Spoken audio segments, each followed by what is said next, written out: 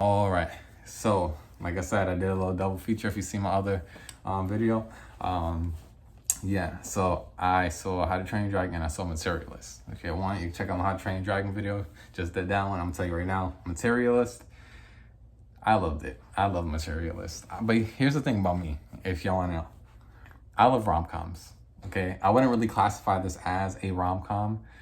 I mean, it is classified as a rom com, but I feel like it's more of more of a drama. I'll say more of a drama piece with little rom com elements. It's definitely rom com, but I feel like there's a little more drama in there.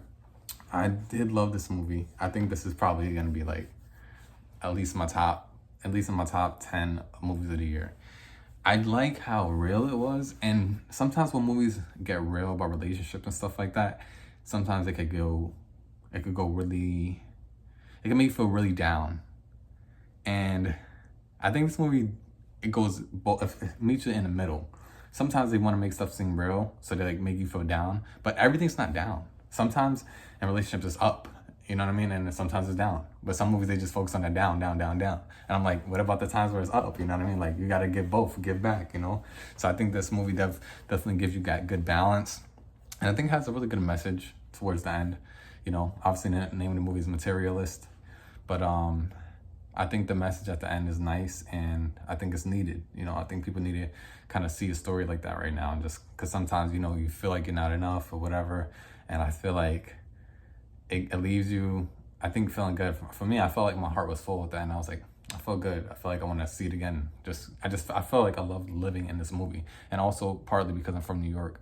I love New York City, so I just like seeing them in the city. So I just felt like, okay, like I just love it. Like I just love movies that's like in a city. So I just love that part of it. So I think that's probably why I want to live in it a little bit more. I like want to go back there, be in my city. But yeah, so I think it was great. I think it's a great, it works as a drama, works as a romantic comedy. And it's like, I love the character work they do.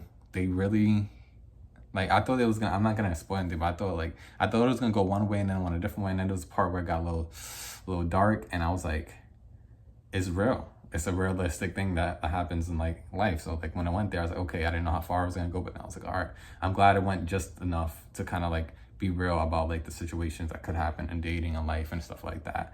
And I think it was needed because, you know, it just shows, you know, what people go through and what people are willing to do to be seen and be loved, and how some people don't feel like they're capable of, or some people never felt it, and so some people it's easy, you know what I mean? So I think it's definitely a great movie to check out, and they don't make a lot of movies like this, so I think you guys should definitely check out Materialist if you can. And I think it's definitely worth a watch. And I would say Materialist, honestly, like oh man, I want to give it a 5 out of 5. I'm thinking about why not to give it a 5 out of 5. That's what I try to do. I'm like, okay, why? And then, like I said, when I look at movies, I don't look at it like, I'll grade it off of my experience. Like, how do I feel? My experience throughout the whole film. I would say a 4 to 5 for sure. 4 out of 5 for sure. The whole movie, I was like locked in. I was laughing. I was smiling. I was like, it was cute. It was really nice. I don't know if there's anything after the credits, but it was so good. Like, I want to just watch the whole credits. Like, and it was one of those things where the credits play and they just showing like, it's like the movie's going on. Like, I didn't see any main characters that we saw, but it was just like the stuff going on in the movie. And I was like, I like seeing that, you know. I think you guys should check it out. And it was very awesome. And also, one thing I'll say, golly, I miss Captain America. I miss Chris Evans. I love the Dakota Johnson. I love her. She just seems so warm.